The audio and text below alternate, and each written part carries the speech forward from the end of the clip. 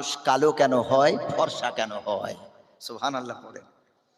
আচ্ছা, কোনো মূর্খ মানুষ কি এই প্রশ্নের জবাব দিতে পারবে যে মানুষ কালো কেন হয়, ফর্সা কেন হয়? কোন মূর্খ মানুষের পক্ষে কি এই ডিফিকাল্ট কোশ্চেনের অ্যান্সার দেওয়া সম্ভব? এত কঠিন প্রশ্ন। যদি বলে হুজুর আমরা পারবো, কি করে? যে ছেলেটা কালো হবে, হয় তার বাপ কালো নয় মা কালো, হয় সে বাপের দিকে নয় মায়ের দিকে। বলবে না বাবাজি? বলে যে ফর্সা হবে, তাহলে হয় তার বাপ ফর্সা, না হয় মা ফর্সা, হয় বাপের দিকে বাবার দিকে না মায়ের দিকে। আচ্ছা, বহু পরিবার এমন আছে বাবাও কালো কৃষ্ণবর্ণ, মাও কৃষ্ণবর্ণ, বাপ মা স্বামী স্ত্রী দুজনেই কালো মনে করুন। বহু পরিবার এমন আছে দুজনের সেম কালার, বাচ্চা হয়েছে অন্য কালার। হয় না বলেন? বাপ মা দুজনেই ফর্সা, সন্তান হয়েছে কালো। বাপ মা দুজনে কালো, সন্তান হয়েছে ফর্সা। এখানে তাহলে সায়েন্স যাবে কোথায়? ১৫০০ বছর আগে বিশ্বের সব থেকে বড় সায়েন্টিস্ট, যার থেকে বড় বিজ্ঞানী জন্ম নেয়নি আর নেবেও না, জোরে বলেন সুবহানাল্লাহ। তার নাম হলো আমাদের আখেরি পয়গম্বর জনাবে মুহাম্মদ রাসূলুল্লাহ সাল্লাল্লাহু আলাইহি ওয়াসাল্লাম। কত বড় বিজ্ঞানী! নবীজিকে প্রশ্ন করা হলো মানুষ কালো কেন হয়, ফর্সা কেন হয়? ১৫০০ বছর আগে আমার নবী এর উত্তর দিয়ে আমার নবী প্রমাণ করেছেন নবী অশিক্ষিত নয়, নবী মূর্খ নয়।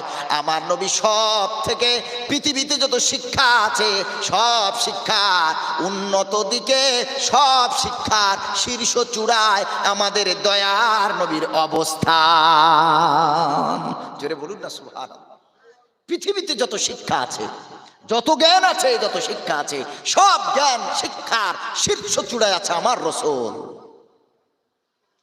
আল্লাহর নবী বলেন সাহাবীরা শোনো, মিশকাত শরীফ হাদিসের একটি কিতাব, মিশকাত শরীফের ১০০ নম্বর হাদিস 100, ১০০ নম্বর হাদিসটা খুলবেন, বাংলা মিশকাত শরীফ কিনে বাড়িতে হাদিসের নাম্বারটা মেলাবেন। ১০০ নম্বর হাদিসে নবী করিম সাল্লাল্লাহু আলাইহি সাল্লাম বলেন ইন্নাল্লাহা খালাকা আদামা মিন কবদাতিন কবাদাহা ওয়া মিন জামিইল আরদি। এই বইয়ে আছে শ্রীলঙ্কার মাটি দিয়ে আদম নবীকে পাঠিয়েছে, বানানো হয়েছে। আর নবীর সহিহ হাদিস, নবীজি বলছেন ও সাহাবীরা, মানুষ কালো কেন হয়, ফর্সা কেন হয়? শোনো, কারণ মানুষের বাবাকে আল্লাহ তাআলা সৃষ্টি করেছেন এক মুঠো মাটি দ্বারা। জোরে বলেন সুবহানাল্লাহ। মিন কবদাতিন কবাদাহা, এক মুঠো মাটি। সেই মুঠোটা কি কোনো মানুষের ফেরেশতার হাতের? সেই মুঠোটা কার হাতের? আল্লাহর হাতের মুঠো। সে আল্লাহর হাত কেমন? বিয়াদিল্লাহ। আল্লাহ বলেছেন আল্লাহর হাত আছে। আল্লাহ শুনতেও পান, শ্রবণ শক্তি আল্লাহর প্রখর, দর্শন শক্তি আল্লাহর প্রখর। তবে আল্লাহর চোখ কেমন, কান কেমন, আল্লাহর হাত কেমন, পা কেমন আমরা জানি না। জান্নাতে ইনশাল্লাহ জানবো। ইনশাল্লাহ পড়েন। জান্নাত আল্লাহ দেখাবে না? দেখাবে না? ইমানদারদের জন্য সব থেকে বড় উপহার হবে আল্লাহকে দর্শন করা। জোরে বলেন সুবহানাল্লাহ। সব থেকে বড় উপহার হবে জান্নাতে। আল্লাহকে দেখবে প্রাণ ভরে, মন ভরে, মনের তৃষ্ণা মিটে যাবে আল্লাহকে দেখে। আল্লাহর হাতের এক মুঠো মাটি দ্বারা আল্লাহ বানালেন আদম নবীকে। ওই এক মুঠো মাটিতে কোন জায়গার মাটি ছিল? আল্লাহর নবী বলেন মিন জামিইল আরদি। শুধু শ্রীলঙ্কার নয় গো মুসলমান, নবীজি বলেন আল্লাহর হাতের এক মুঠো মাটিতে মিন জামিইল আরদি, সারা পৃথিবীর মাটি ছিল। শুধু শ্রীলঙ্কা নয়, শুধু ভারত নয়, শুধু আমেরিকা নয়, আরব নয়, এমন করে সারা পৃথিবীতে যত জায়গা আছে, দেশ আছে, আমার আল্লাহ রাব্বুল আলামিন সব জায়গা থেকে একটু একটু একটু একটু করে মাটি তুলে আল্লাহ আদম নবীকে বানিয়েছে। মাটি কয় প্রকার কেউ বলতে পারবেন? মাটি মূলত ৩ প্রকার। তারপরে ওই মাটির ভিতরে মাটি আছে দোআঁশ মাটি, এঁটেল মাটি, বালি মাটি। এর ভিতরে অনেকগুলো ভাগ আছে। পলি মাটি আছে, আবার আপনার কিনা অনেকগুলো ভাগ আছে, আরো মাটির ভাগ আছে, আমার এখন মনে নাই। আল্লাহ রাব্বুল আলামিন আদম নবী আমাদের সকলের আব্বাকে আল্লাহ সব ধরনের মাটি দ্বারা বানিয়েছেন। ওই মাটিতে ছিল লাল মাটি, কালো মাটি, ওই মাটিতে ছিল সাদা মাটি। সারা পৃথিবীর সব ধরনের মাটি দ্বারা আল্লাহ বাপকে সৃষ্টি করেছেন। আল্লাহর নবী বলেন সাহাবীরা, যেহেতু আমাদের সকলের বাপ একজন, বাবার গায়ে যেহেতু সব কালারের মাটি আছে, এ কারণে তার সন্তান কখনো এক কালার হয় না। কেউ হয় শ্যামলা বর্ণের, কেউ হয় আপনার ফর্সা, আবার কেউ হয় কালো, আবার কেউ হয় লালচে। আমেরিকার মানুষ একরকম, চীনের মানুষ একরকম, আপনার কিনা নেপালের মানুষ একরকম, ভারতের ভিতরে তো কত রকমের মানুষ আছে। বোঝা গেল আমার বাবার গায়ে সব ধরনের মাটি, তাই তার সন্তান ওই মাটির কালার নিয়ে দুনিয়ার বুকে এসেছে। জোরে বলেন সুবহানাল্লাহ, নারায়ে তাকবীর। সবাই বলেন না নারায়ে তাকবীর। এখন যদি বলি পাটের স্লোগান পাটির দেন, খুব জোর হবে। ইনকলাব জিন্দাবাদ, আমরা খাবো তোমরা বাদ, যদি করো প্রতিবাদ থর থাকবে মুন্ডুবাদ। এই সবগুলো স্লোগান মানুষ খুব ভালো দিতে জানে, জীবনে তো নামাজের ধার ধারে না, পার্টি পার্টি করে পাগল হয়ে। পার্টি শৌচালয় দিয়েছে, বিপিএল কার্ড করে দিয়েছে, চাল পাচ্ছে, গম পাচ্ছে, আর কি দরকার? সব তো পার্টি দিয়েছে, জল নিকাশি ব্যবস্থা করে দিয়েছে, ইলেকট্রিসিটি ভালো দিয়েছে, কিসের দরকার? এত ভালো রাস্তা করে দিয়েছে। আর যে আল্লাহ তাআলা মায়ের গর্ভে, যে সময় পাটির হাত ছিল না, মায়ের গর্ভে আল্লাহ 6 মাস, ওদিকে 4 মাস জীবন ছিল না, আর জীবন না থাকলে খাদ্যের প্রয়োজন হয় না। যেদিন থেকে আল্লাহ মাতৃগর্ভে জীবন দিয়েছেন, বাচ্চার বয়স সেই দিন মাতৃগর্ভে ছিল 4 মাস। 4 মাস আগে বাচ্চার কোনো রুহ থাকে না, তবে হার্টবিট থাকে। রুহ আলাদা, হার্টবিট আলাদা। হার্টবিটটা আসে 1.5 মাসের ভিতরে, রুহ আসে 4 মাসে। জোরে বলেন সুবহানাল্লাহ। হার্টবিট বাচ্চা মায়ের মাতৃগর্ভে আসে 1.5 মাসের ভিতরে, রুহ আলাদা, হার্টবিট আলাদা। যদি রুহ একই, রুহের ডেফিনেশন ব্যাখ্যা পৃথিবীর কোনো সায়েন্টিস্ট দিতে পারেনি। সায়েন্স রুহটাকে বিশ্বাসই করে না। বিজ্ঞান বলেছে রুহ বলে কিছু জিনিস নেই, এটা মানুষের কল্পনা। নাউজুবিল্লাহ পড়েন। বিজ্ঞান বলছে মানুষের আত্মা বলে, রুহ বলে কোনো জিনিস নেই, এটা মানুষের কল্পনা, ভাবনা চিন্তা।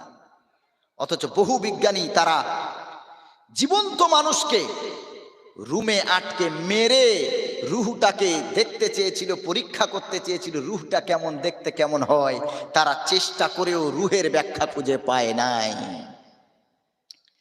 1500 বছর আগে আমার নবীকে প্রশ্ন করা হয়েছিল, ইয়াসালুনাকা আনির রূহ কুলির রূহু মিন আমরি রাব্বি। আমার আপনার দয়ার নবীকে প্রশ্ন করা হলো রূহ সম্পর্কে, ইয়া রাসূলুল্লাহ রূহটা কি, রূহের ডেফিনিশনটা কি, ব্যাখ্যাটা কি? আমার নবী বললেন কুলির রূহু মিন আমরি রাব্বি। রূহের ব্যাখ্যা রাসূল বলেছেন রূহ হলো আল্লাহর হুকুম। রূহ হলো আল্লাহর হুকুম, বাস এইটুকুই। রূহের ব্যাখ্যা আর কিচ্ছু নাই। রূহ আল্লাহর হুকুম, এটা কি জিনিস আল্লাহ ছাড়া কেউ জানে না। ডাক্তার বলছে ক্লিনিক্যালি ডেড পেশেন্ট, ডাক্তার বলছে রোগীটা মারা গেছে, তার নার্ভ স্পন্দন বন্ধ হয়ে গেছে, শিরা চলে না, দাঁড়িয়ে গেছে, হার্টবিট বন্ধ হয়ে গেছে। স্টেথোস্কোপ কানে দিয়ে দেখ, ডাক্তার বলছে আর হার্টবিট চলছে না, বন্ধ, শিরা চলছে না, বন্ধ। ডাক্তার বলছে, তাদের পরীক্ষা নিরীক্ষার ফলাফল হিসেবে তারা বলছে রুগীটা মারা গেছে। যে রুগী মারা গেল, ডাক্তার ডেথ সার্টিফিকেট বার করে দিল, সেই রুগী 2 ঘন্টা পর নড়ে উঠলো কি করে? সুবহানাল্লাহ পড়ে। ডাক্তার বলছে মারা গেছে, হার্টবিট নাই, নাড়ি চলে না, 2 ঘন্টা পরে ওই রুগী নড়ে চড়ে উঠেছে। ডাক্তার অবাক, উত্তর খুঁজে পায় না। তার মানে ওর হার্টবিট বন্ধ হলে কি হবে? ওর রূহ এখন ওর শরীর ছেড়ে যায় নাই। রূহ যদি ছেড়ে চলে যায়, ও লোক আর বাঁচবে না। ভাইরা আমার, আল্লাহ রাব্বুল আলামিন আদম নবীকে মাটি দ্বারা তৈরি করলেন। আল্লাহ রাব্বুল আলামিন একটা পুতুলের মতো বানিয়ে আল্লাহ রাব্বুল আলামিন 40 দিন আদম নবীকে রেখে দিলেন, কোনো রূহ দিলেন না, কিছুই দিলেন না। 40 দিন আল্লাহ রাব্বুল আলামিন হযরতে আদম নবীকে স্ট্রাকচার বানিয়ে রেখে দিলেন। ইবলিস শয়তানের কথা বলতে গিয়ে দেখে এলাম ইবলিসের সাথে কি সম্পর্ক। এত বড় শয়তান, যেই সময় তা ফেরেশতাদের লিডার ছিল, ওই সময় ইবলিস আদম নবীর ওই মাটির স্ট্রাকচারটাকে লাথি মারত। বলুন নাউজুবিল্লাহ। এভাবে পা দিয়ে লাথি মারত। আল্লাহ তখন রূহ দেননি আদম আদম আলাইহিস সালামকে, লাথি মারত, বলতো এ আবার কি করবে, আল্লাহ একে কি জন্য বানালো। মাটির তৈরি করেছে, ভিতরটা ফাঁপা, ভিতরটা ফাঁকা, কিছু নাই। ইবলিস শয়তান ওই মাটির পুতুল যেটা ছিল ওর মুখ থেকে ঢুকতো আর বায়ুপথ থেকে নির্গত হতো, নাউজুবিল্লাহ, মুখ থেকে ঢুকতো, পিছনের রাস্তা থেকে বার হতো, অপমান করতো ইবলিস। এই অহংকার আল্লাহ সহ্য করবে? ভাইরা আমার, 40 দিন যাবার পর আল্লাহ রাব্বুল আলামিন হযরতে আদম আলাইহিস সালামকে কোমর থেকে উপরিভাগ পর্যন্ত আল্লাহ রাব্বুল আলামিন রূহ ফুঁকে দিলেন। জোরে বলেন সুবহানাল্লাহ। সূরা আরাফের আয়াতের তাফসীর বলছি বাবাজি, আয়াতটা বলি ভালো লাগবে। আল্লাহ রাব্বুল আলামিন বলেন, আল্লাহ রাব্বুল আলামিন বলেন, وَإِذْ أَخَذَ رَبُّكَ مِنْ بَنِي آدَمَ مِنْ ظُهُورِهِمْ ذُرِّيَّتَهُمْ وَأَشْهَدَهُمْ عَلَى أَنفُسِهِمْ أَلَسْتُ بِرَبِّكُمْ قَالُوا بَلَى شَهِدْنَا أَنْ تَقُولُوا يَوْمَ الْقِيَامَةِ إِنَّا كُنَّا عَنْ هَذَا غَافِلِينَ। কোরআন শরীফের সূরা আরাফ, সূরা আরাফের 172 নম্বর আয়াতে আল্লাহ রাব্বুল আলামিন বলেন, এই আয়াতের তাফসীরের ভিতরে আল্লাহ রাব্বুল আলামিন, এই আয়াতের তাফসীর কারক যারা সাহাবীরা এমন লিখেছেন যে আল্লাহ রাব্বুল আলামিন 40 দিন হযরতে আদমকে মাটির বানিয়েছেন কিন্তু কোনো রূহ দেন নাই। 40 দিন মাটির বানিয়ে আল্লাহ রেখে দিলেন। 40 দিন পর এই কোমর থেকে উপরে আল্লাহ রূহ ফুঁকে দিলেন। কোমর থেকে নিচেরটা নড়ে না, কোমর থেকে উপরে তিনি ঘাড় ঘোরায়, হাত চালাতে পারে। জোরে বলেন সুবহানাল্লাহ। আদম নবী যখন ঘুরতে পাচ্ছেন, দেখতে পাচ্ছেন, শুনতে পাচ্ছেন, এরপরে আদম আলাইহিস সালাম তাড়াতাড়ি করে দ্রুততা প্রিয় হয়ে দাঁড়াতে চাইলেন। দাঁড়াতে গিয়ে আদম আলাইহিস সালাম আছাড় খেয়ে পড়লেন। আল্লাহ তখন বললেন, আদম দ্রুততা প্রিয় হইও না, তাড়াহুড়ো করো না গো আদম, একটু ধৈর্য সবর করো, আমি আল্লাহ তোমার লোয়ার পরশান পর্যন্ত আমি আল্লাহ রূহ দিয়ে দেব। এরপর আদম নবীকে আল্লাহ রাব্বুল আলামিন কোমর থেকে পা পর্যন্ত রূহ দিলেন। হোল বডি তখন সচল হয়ে গেল, নরমাল হয়ে গেল। হযরত আদম আলাইহিস সালাম এত খুশি হলেন, সাথে সাথে হযরতে আদম নবী 2 রাকাত নামাজ পড়লেন। সুবহানাল্লাহ। আমাদের বাবার সেই 2 রাকাত নামাজ যত নবী এসেছেন সব নবীদের উপরে ফরজ ছিল। জোরে বলেন না সুবহানাল্লাহ। বলতে পারবেন সেই নামাজটা কোন নামাজ? কেউ জানেন কোন সে 2 রাকাত নামাজ যেটা সব নবীর উপরে ফরজ ছিল এবং 5 ওয়াক্তের ভিতরে সেই নামাজের গুরুত্ব সবচেয়ে বেশি? সুবহানাল্লাহ। হযরত আদম আলাইহিস সালাম সেই 2 রাকাত নামাজ পড়লেন যেটা আমরা পড়ি ফজরের নামাজ। এই ফজরের 2 রাকাত নামাজ ফরজ তো ছেড়ে দিলাম, ফজরের 2 রাকাত সুন্নতের মর্যাদা শোনেন। নবীজি বলেছেন, রাকাতাল ফজরি খায়রুম মিনাদ দুনিয়া ওয়া মা ফিহা। ফজরের 2 রাকাত সুন্নত, আসমান জমিন এবং এর মাঝখানে যা কিছু আছে। ফজরের 2 রাকাত সুন্নতের মর্যাদা আসমান জমিনের সব জিনিসের চেয়ে মূল্যবান। জোরে বলেন না সুবহান। 2 রাকাত সুন্নতের যদি এই মর্যাদা হয়, ফরজের মর্যাদা কি? সুবহান আল্লাহ রাব্বুল আলামিন। এরপর আদম নবী সচল। আল্লাহ রাব্বুল আলামিন বললেন, বক্তৃতার শুরু করেছিলাম যে তওবার দরজা যদি আল্লাহ বন্ধ করে দেয় তো কোনো নবী জান্নাতে যেতে পারতো না, কোনো সাহাবী না, কোনো পীর না, কোনো ওলি মাশায়েখ না। তওবার দরজা যদি আল্লাহ বন্ধ করে দিতেন পৃথিবীর বুকে কোনো কেউ জান্নাতে যেতে পারতো না। এটাই তো শুরু ছিল বাবাজি, এটাই টপিক, তওবা। আল্লাহ রাব্বুল আলামিন আদম নবীকে বানালেন। একা একা কি ঘুরতে ভালো লাগে পার্কে? একা ঘুরতে ভালো লাগে গো পার্কে?